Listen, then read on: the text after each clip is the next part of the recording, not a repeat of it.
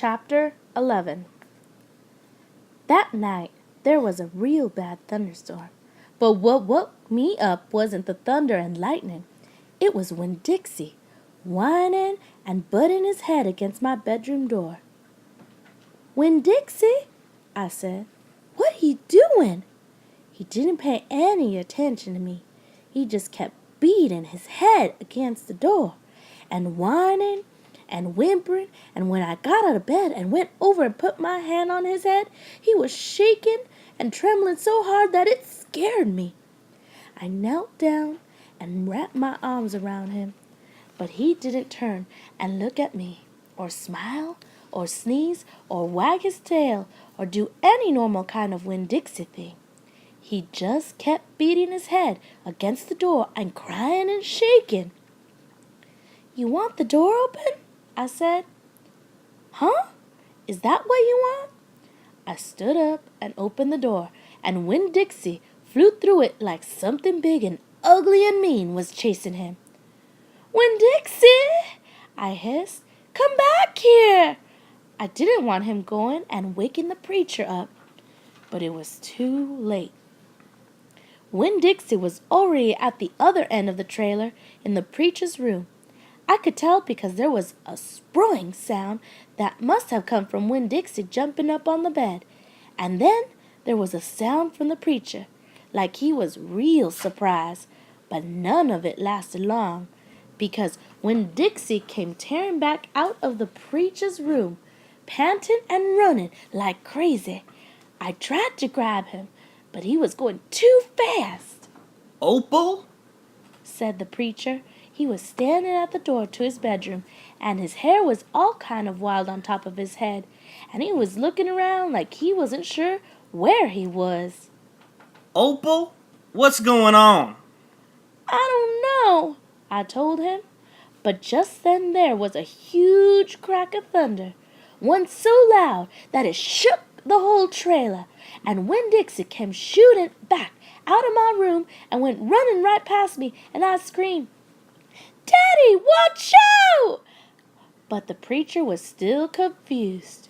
He just stood there, and Winn-Dixie came barreling right toward him like he was a bowling ball, and the preacher was the only pin left standing, and wham!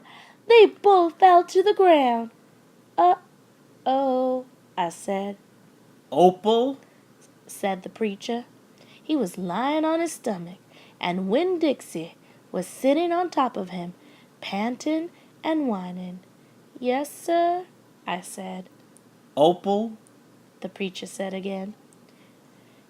"Yes, sir," I said louder. "Do you know what a pathological fear is?" "No, sir," I told him. The preacher raised a hand. He rubbed his nose.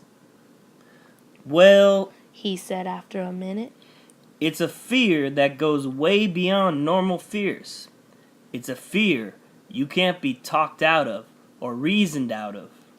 Just then and there was another crack of thunder, and Winn-Dixie rose straight up in the air like somebody had poked him with something hot.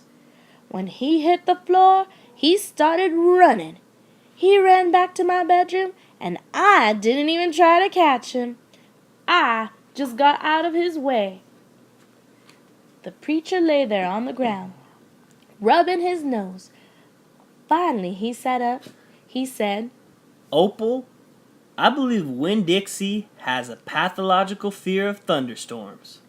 and just when he finished his sentence, here came Winn-Dixie again, running to save his life. I got the preacher up off the floor and out of the way just in time. There didn't seem to be a thing we could do for Winn-Dixie to make him feel better, so we just sat there and watched him run back and forth, all terrorized and panting. And every time there was another crack of thunder, Winn-Dixie acted all over again like it was surely the end of the world. "The storm won't last long," the preacher told me.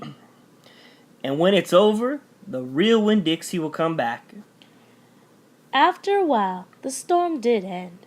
The rain stopped, and there wasn't any more lightning, and finally the last rubble of thunder went away, and Winn-Dixie quit running back and forth and came over to where me and the preacher were sitting and cocked his head like he was saying, "What in the world are you two doing out of bed in the middle of the night?" And then he crept up on the couch with us in this funny way he has, where he gets on the couch an inch at a time, kind of sliding himself onto it, looking off in a different direction, like it's all happening by accident. Like he doesn't intend to get on the couch, but all of a sudden, there he is. And so the three of us sat there. I rubbed Winn-Dixie's head and scratched him behind the ears the way he liked, and the preacher said, There are an awful lot of thunderstorms in Florida in the summertime. "Yes, sir," I said. I was afraid that maybe he would say we couldn't keep a dog who went crazy with a pathological fear every time there was a crack of thunder. We'll have to keep an eye out on him. The preacher said. He put his arm around Winn-Dixie. Well, we'll have to make sure he doesn't get out during a storm. He might run away. We have to make sure we keep him safe. "Yes, sir," I said again. All of a sudden it was hard for me to talk. I love the preacher so much. I loved him because he loved Winn-Dixie. I loved him because he was going to forgive Winn-Dixie for being afraid. But most of all, I loved him for putting his arm around Winn-Dixie like that, like he was already trying to keep him safe.